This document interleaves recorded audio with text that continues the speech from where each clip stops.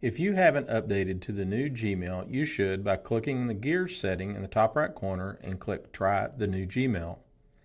You may notice the task feature has been updated and is now in a sidebar over here on the right. Simply click the blue icon and your task list is listed there. Now if you like to use your email as a task list, you can simply drag and drop emails over to this sidebar and it will be listed as a task.